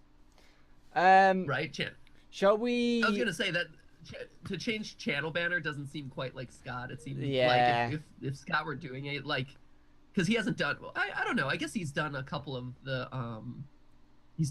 of his trailers on YouTube. So I guess that would be here. I'll look it up with you. He'd do hints on Scott Games, like last time. I, And we failed him. I feel so embarrassed. He was like, he gave us loads of hints and we were just like, potato. we didn't. I think we did okay, yeah. I mean, it was one of those things, like, you had to think about, you know, the whole Toy Chica beak thing. And if you go back and watch that live stream, like, I think we all did a good job of being like, huh, I wonder if it's this. And we kind of started to seed the idea, so. Yeah, we're never going to know the true answer, are we? Oh, or will no. we? No, you're getting trolled. I didn't change anything today. Okay. Yeah, I figured. Thank you, Scott. Appreciate that. I appreciate you telling me. Sorry, you were going to change the subject, Dawko. What were you going to say? Shall we let the audience ask some questions as well about FNAF and our ideas and stuff? Scott, if you want to ask us some questions about your own game, feel free. We'll be happy to answer. I don't know how that would work, but yeah, use the hashtag Dawko charity, guys, please. I'm just going to quickly get my phone charger because my phone's just died. Go I'll be for it. 2 I'm gonna seconds. hop into the chat while people start sending you. Take good care of the chat while I'm gone. Yeah, I'll take care of some chat. Android Plays. My life to-do list is number 1, get rich. Number 2, discover the secrets of life and FNAF. Ooh. Good luck with that one. And then you're much more likely to get rich. 3, get a clap. But I can help you with number 3, which is get a clap and a half from MatPat. Here you go. Ooh, there you go. Rana Jurgen says, you done got pranked. Absolutely. Smaher says, that's not Scott, it's Michael. Cody Hughes says, what's your favorite fan game? Of all time or of the FNAF series? For me, of the FNAF series, I'd say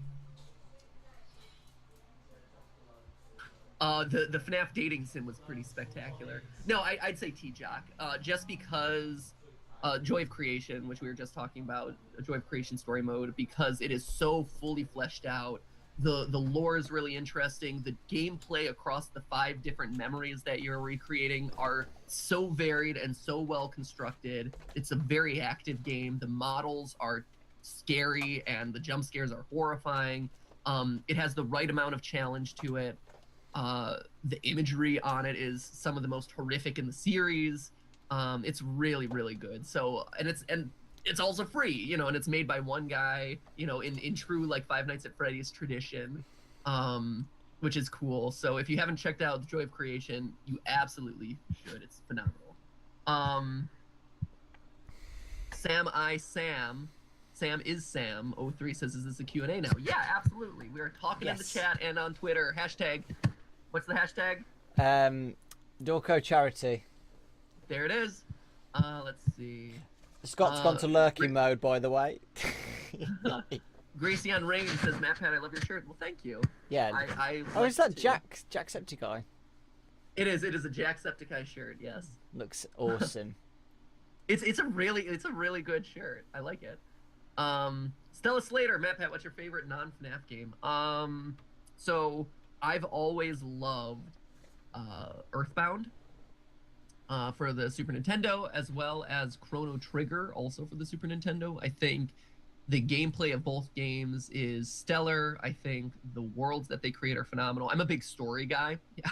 If you couldn't tell from what the channel does, I'm big into stories and into the narratives of games, and both Earthbound and Chrono Trigger have phenomenal narratives with characters that you really care about, storylines that feel epic. So those they're old games at this point, but they're games that like have withstood the test of time so incredibly well. So check those out if you haven't. Oh, nice question here. What do you think about Yendo in Sister Location? Yendo! It's obviously Yellow Freddy's endoskeleton, or Golden Freddy's endoskeleton, right? Yes. Like, I think that's interesting. The one thing I do wonder about Yendo and whether or not it's canon or not is, for Yendo to truly be Golden Freddy's endoskeleton, that would imply that Golden Freddy is a whatchamacallit, a Funtime animatronic, because it is in the style of the Funtime animatronics, which I'm not, you know, that's another one of those questions. So like, I think Yendo would be Golden Freddy's or endoskeleton, but I don't Yeah. think that Golden Freddy himself is a fun time. So that's where kind of that's another one of those things that you have to decide, like, is that real? Is it not? Is it just an How Easter does egg? that actually? Yeah. Yeah, is it just an Easter egg or kind of funny reference or things like that? Yeah. Yeah, I think the same because Yendo to me is just yellow Endo, and Right, he exactly. called Golden Freddy in FNAF 1 Yellow Bear, so I Yep. think it's that. James well, animates. Hey, thank you. Sorry. who's your ahead. favourite animatronic? I think you got asked this last time. See if your Favorite opinion's animatronic, changed. I mean, has it changed? I mean, Puppet is not an animatronic, but I've always been a big fan of the Puppet. I've Yeah. always been a big fan of Golden Freddy because I think the mystery around him is really exciting. Least favorite, I've never been a Bonnie fan. I've never liked Bonnie. Uh, I like Foxy. So like, if you're talking about like the originals, Foxy is definitely a favorite, and like the Foxy line. Like I like Mangle too. Mhm. But yeah, like for Freddy, Chica, and Bonnie, meh, it's all Fox. I'm a Foxy guy. Yeah, me too. I like the Yeah, puppet. Puppet's my favourite. go figure. Are you going dressed as the puppet again this year? For St. Jude's in October. Yeah. I did last year, so I was So you're looking for something new? yeah, last year I was the puppet on the first day, and then I was Jeremy on the second day. I Yeah. had like the cap and like a bite in my head. It looked Uh-huh. cool. I don't know who to go as this year. I can only go as people because I can't make like animatronic costumes and stuff. Right. I was You the just purple man last time you came on, wasn't I? Yeah, I was gonna say I remember you being covered in purple paint last time. So The awkward thing is the paint didn't match the morph suit, so I had uh, my skin was a lighter purple than the morph suit, so it just looked stupid. I or tried.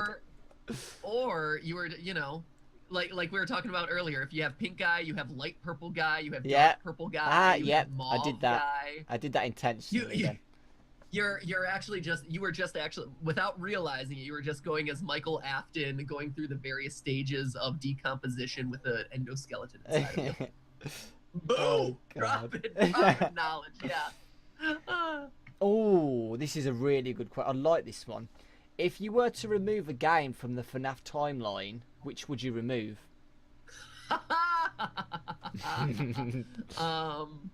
If I were to remove a game from the FNAF timeline, Yeah.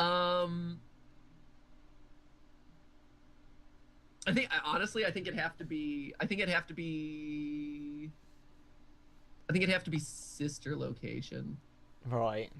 Because again, like we talked about during the first hour, sister location added a lot of new wrinkles, a lot of new.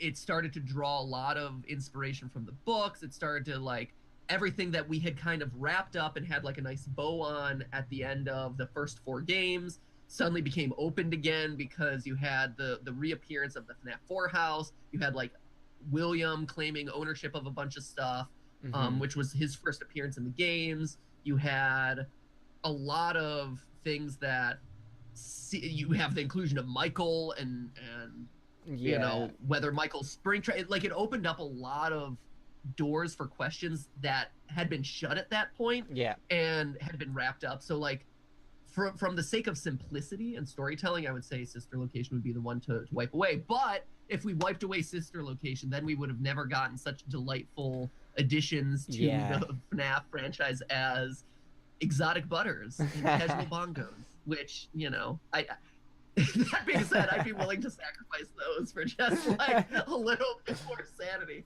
What about you, Dawko? Ugh. I actually loved Sister Location, lore-wise, personally. I think the one what I'd get rid of would be 3. possibly 3. Yeah. You can get rid. 3 would be my second choice.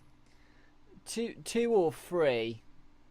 Two or three. No, you can't get rid of 2. 2's the best. Yeah, sorry. I gotta get rid. No. I loved. No, wait. I haven't decided yet. Hold on. You, The reason- man, you and I, we have like such fundamentally different. The minigame. I don't like the minigames in FNAF 2. What? No. I like them. I like them. I like them, right? I like them, but Sure. I think they're hard to explain. I think out of all the minigames, Hey, Mason. I think they're the most hardest minigames to explain. They're the first, ironically to me, they're the first minigames out, but I personally, to me, they're the hardest ones to explain because so much has gone on after those minigames. You can't decide what's right and what's wrong in them. So, like you said, is the pink man purple man, or is the skinny purple man Michael and stuff like that? It's the skinny purple man. No. Oh yeah, the skinny purple man and the fat pink man. Yeah. I love the game though. I love the game. It's just the mini games are complicated. We're talking about, by the way, which game you'd remove from the timeline to help you personally with your own lore story, like the timeline for you. Yeah. Right. I think I think the thing that you also have to think about is like FNAF 2 was done before all of this, and so I don't know. I take that one as pretty like that was the first time where a FNAF GYFR just donated. Thanks for $15. Thank you. Thank you. I don't know. Like to me, I thought like it was the first time that Scott really started to flesh out the story. It was, and so that one to me holds a lot of weight because it shows where he expected the story to go from the very beginning, right? It's the one that started it all. Yeah. And so to me, again, to the like I've been saying, kind of as it's kind of been my repeated mantra here, which is deciding what details to really hold fast to versus what details you can be a little bit more flexible in, or might not be as firm. To me, FNAF 2, like where it all started, Scott has a very clear indication of where the franchise is going. Like he knows everything. He has an idea of the general story that he wants to tell, and he starts seeding that out with these mini games. And so to me, those hold so much weight and are so important to where everything goes after that. That's why I'm, when I'm looking at like, okay, what are the truths of this series? FNAF 2 is always kind of the one I go back to. It's also the one that Scott has gone out and confirmed a lot of our suspicions around too. That's the other thing is, in a franchise like this where there's so much vagary, there's so much kind of like, is it 1983, 87, purple guy, pink guy, what, Michael, William, so many like, who is it, what time is it? The one, you have to really rely on the anchors of what you know. And some of the tenets of what I know and the anchor points of this series are Scott confirming a lot of the events of FNAF 2 from the various theories that were released around that time, as well as things like, FNAF World and the creator killing himself and openly admitting he created Baby, Desk Guy, William Afton, being alive. Like, there are certain things that you can hold fast to and that are like facts that everything else can kind of be stacked on top of those, but those have to be the core of everything. And so that's why FNAF 2 to me is such an important game, and one that I like constantly go back to when I'm looking at, okay, here's all these new elements introduced into the lore, but what do I know about the series? Yeah. I agree with that completely. It's like, I love the game and I love the phone calls and I love everything about it. But to be honest, every one of the games has like, I love every single game, but there's always like ifs with the lore in each one, right? Which you can't, like, because there's so many games and each one has different plot holes in your own personal lore story. It's hard to ever get an answer, if that makes sense. Like, for each game, to me, you could be like, in FNAF 3, the bad ending's true, but right, there's opposite side where it could be the good ending that's true. I feel like each game has separate traits in them which could work and which don't work. Well, I think that's well, and that's one of the reasons why, like, again, I think FNAF 3 is pretty solidly at the end of the timeline. It's one of those ones that because that one is the only one that has multiple endings that we don't know which one is canon. Yes. And that's because we don't know what comes after. Even Sister Location with its multiple endings, we know which one is the canon ending. And so that doesn't bother me as much. I think the things that where it gets vague is, you know, FNAF 4 introduced the idea of, is it a dream? Is it a bunch of child's playthings? Like that got complicated. FNAF 4 also introduced the 1983-1987 debate, which is to this day still something that's really challenging. Mm-hmm. You know, so and again, that's why I kind of lock down into some of the like in a game series where there's so much up in the air, there's a few things that we absolutely know. And so that's why I like kind of really like those and lock onto those. Mm-hmm. Cool. What else? We've got a question about our thoughts on the Twisted Ones, which we kind of went over yesterday. A little bit, but this is a new day. Yeah, new day. What do you like about... They asked about what we thought about the ending and what you think the third book's going to possibly be around. So, and I alluded to this at the end of my last FNAF theory about the mind control discs, but I think that one or multiple of the characters in Twisted Ones is /are animatronics.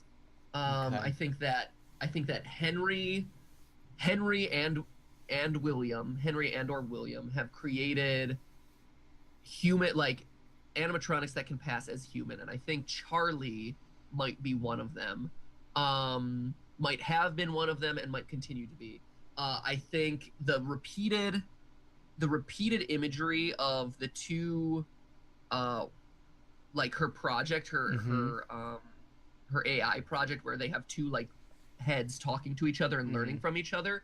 I think that, and you have the reveal of William being like, I didn't take Sammy, I took you. All of this seems to indicate to me that Charlie like is an AI, and so that isn't. Let me actually give the stuff that's easy to understand and really that I have pretty fleshed out in my mind, which is, as she's running around this like underground pizzeria, there's a very brief detail where, as she's running from one of the twisted animatronics, she's like, oh, and there's a human limb on the wall. Like, there's arms hanging from the wall, animatronic arms, like physical, like arm, like an arm like this. And that to me is seeding the idea of, hey, they are creating and experimenting on like human robots. We already also earlier in the book established that William Afton, when he was crushed in Springtrap, had fake blood leak out of him. You know, it's established that like, oh, we thought he was dead. How did he not die? We saw him bleed to death. Oh wait, it was fake blood. Ah, yes. Okay. And so we have fake blood. We have fake animatronic human-like arms. And we have a character who dies in the end, in the final minutes of the book, dies, but then reappears in the next chapter with the phrase, "That's not Charlie." Yes. All of that, coupled with her repeated dreams of Sammy versus her being taken, of William saying, "I took you," of Henry being this like master creator, all of these elements, I think, all are pointing to, and also the other thing I'll point out is the mind control discs have a very inconsistent way of working on people, and that's why I say Charlie and or maybe one of her other friends is an animatronic. Is the mind control discs don't affect John in the same way that they affect Charlie, in the same way that they affect Jessica. They affect different people at different times. It's very weird. And so there's a lot of, and so if you're an animatronic, I could see those mind control discs affecting you one way and not making you like physically ill, but if you're a human, it does make you physically ill. So there's a lot of little details in there and weird eccentricities to how Charlie behaves and her storyline and this and that I think indicate that she is a robot, and Williams wanting to get her back to do something with it. Like he's obviously not out to kill her. It doesn't seem like he wants to get her programming or to something. I'm not sure what the exact thing is, but I think book 3 is exploring that plot line, and the big reveal of 3 is that they're robots. Right. Okay. I like that. I love the fake blood because I thought that was a bit weird too. That could Right. just simply imply though Dave was just trying to fake his death so they don't go after him or something. Like, you know, or it just could just be the plot twist in the first book, you know. We all think he died. Sure. There had to be an excuse for why he's, you know, for what happened. So, like, they just say, oh, he just used fake blood and he hid away. Yeah. I like so the it idea. could be. Yeah, carry on. Well, I was going to say it could be, but the thing I was on the lookout was I was reading this one was the books have done a really good job of seeding small little like insignificant details that like as I'm reading I'm like that's a weird thing for them to point out, or that's a weird thing for them to include, that ultimately point to kind of like some of the mysteries of the next book or whatever. So in Twist or in Silver Eyes, you know, a big part of my theory there was, hey, throughout the book there's all these references to weird things underground.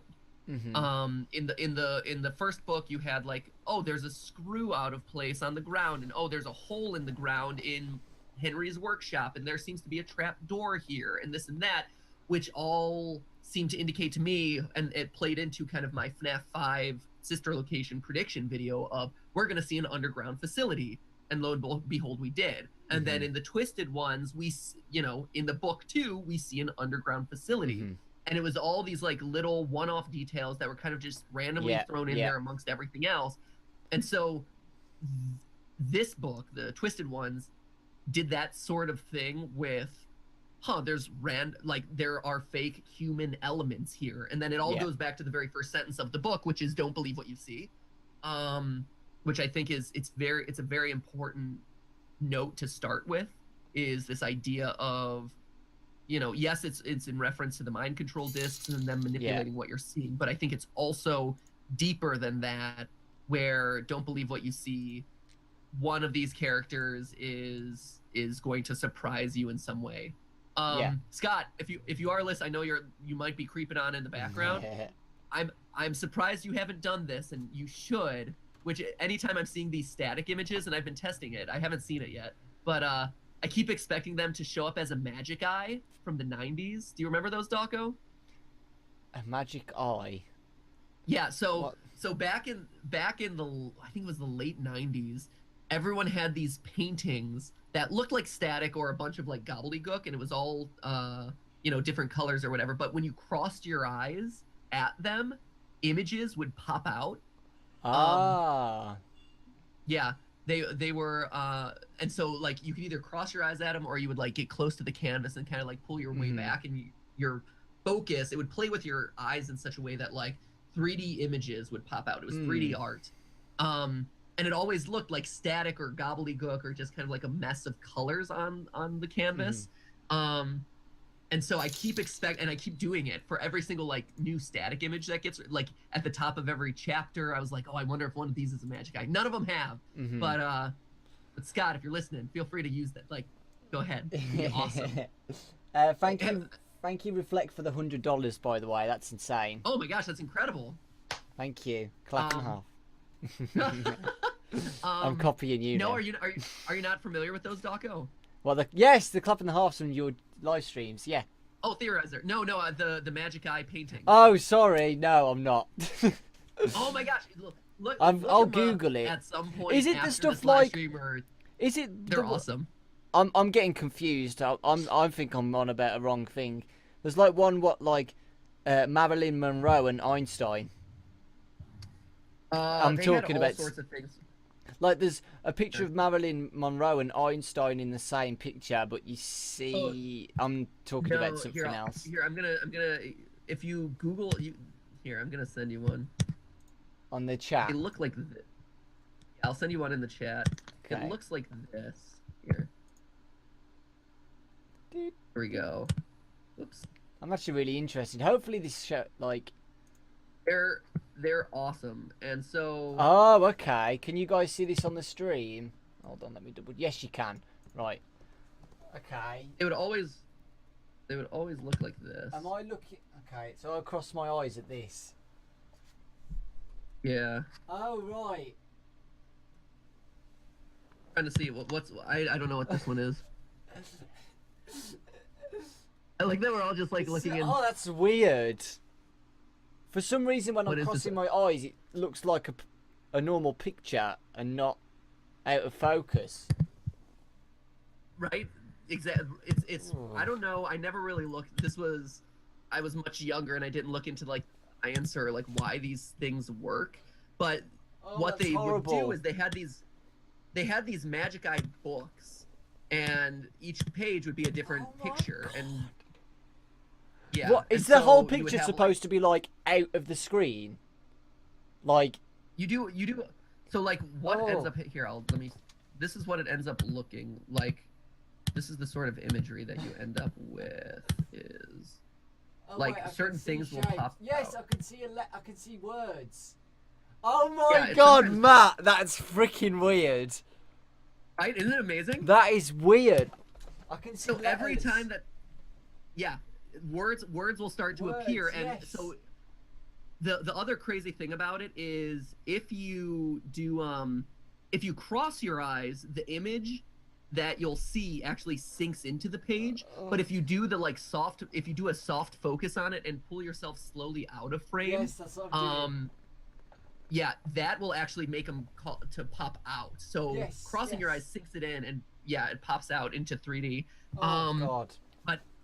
And there's whole books where they would be like dolphins hopping in the sunset, or words talking to you, or whatever. And so I've been doing this with literally every image that Scott is, or like any of these static images, because I'm like, one of these is gonna do it. One of these is gonna have a hidden image in there, but it hasn't done it yet. So Scott, if you feel like doing it, I would love it. It's crazy. Everyone's like, I can't see anything. It's one of those things. Like, if you guys look at it, and I recommend you, if you just Google search for Magic Eye, but if you do it right, like you'll actually see the image. You don't have. Yeah, like, it's kind of weird. It's kind of hard for you to do it from my stream, guys. Yeah, it's gonna be hard for you to do it, but if you look for like Magic Eye paintings, yeah, Google that, guys, on Google. Yeah, and there's a bunch of different examples of it where you can do it, and it's one of those skills that you get really good at. It took me a long time to get good at. At this point, I can basically like cross my eyes and see it pretty quickly, or see that something's there and I need to kind of like readjust to figure out what it is. But it's one of those things that like back in, I forget when it was, I think like mid 90s, it was a big thing, and they were everywhere, and I did them all, and the static imagery keeps reminding me of it. So crazy. Well, I love that actually. I'm gonna look at some after the stream. I get a book.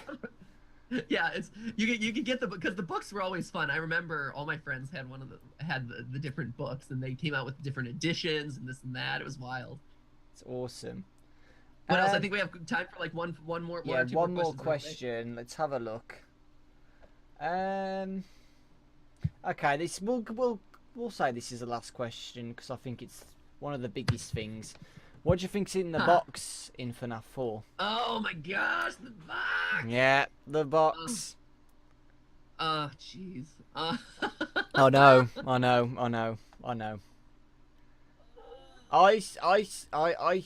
I think it's okay. I've got ideas. I think it could be the puppet. Please. The puppet's been sealed away, like. Uh-huh. Maybe like Purple Man or William have discovered that the puppet's done this where he set the spirits alive. You know, from the FNAF 2 mini games, the puppets put them all alive, and the killer's gone, oh god, look what's happened. And then like he realizes that it's the puppet. So he hides the puppet away in the box and locks it away forever. Yeah. Possibly. Something like that. Or it could be like just parts. A toolbox, maybe. I remember in the book it talks about a toolbox. Also, in the Silver Eyes, when Charlie talks about her being trapped in a box, that was interesting. Yeah. Right? That was really interesting. Baby's remains or anything. What's in the box? I think what it ends up boiling down to is I think it ends up being a collection of items that basically explain the series. I think things that we don't physically see, or images or bits of lore that we don't physically see, that will, when it's open, it's like a memory chest, right? It's a chest that you keep in your attic with, you know, a photo album as well as a couple of like memorabilia from that time, right? So I could see it being a photo album, like in the box, I see it being like a photo album with a family picture of the Afton family and Henry or whatever. And so you get a sense of like, the Afton family had this many children. Henry was involved in this way and also had X, Y, and Z children or whatever. Like purple guy standing around his kids, desk guy standing around, like crying child, and you're like, oh, crying child was connected to Henry, and you're able to kind of piece together stuff from those images. Yeah. I think that is there. I think that there's, you know, maybe going back to kind of the Scott's original clue about like the Chica Beak. You know, maybe there's a couple like toys in there that point to like the toy animatronics or something. There might be a mind control disc. Like it's basically a bunch of like little souvenirs, pieces and parts, like the crank that he's holding in FNAF 2 or whatever. But all those things that we've been debating, you know, all kind of in there. So like a different piece of memorabilia from different games or, you know, kind of our overarching. But that's what I think is in the box at this point. It's a chest that you keep in your attic that stores your mementos from that part of your life. And honestly, I think it probably belongs to Michael. Like at this point, as we're looking at the series, as we're looking at where FNAF 6 ends, you know, if Dawko's right and FNAF 6 is like you playing as William or us trying to finish off William, this is maybe something that William keeps in his attic that Michael then, after he defeats his father or whatever, goes up, unlocks, opens up, and there's the entire story laid out. Yes. That's everything. That to me is what, right? Wouldn't that be, and that would be, it would be a really beautiful send-off. It would answer everyone's questions. It would be a cool, like, retrospective moment to look back at the series. You know, maybe you include a couple of flashbacks to, like, you know, oh, he like touches this object, or you like roll over this object, and it causes you to flash back to that moment and what it played in, you know, the FNAF series or whatever. And I think that would be a really cool way to wrap things up and be a send off to everything. Yeah, or I think the box will be somewhat in the last game.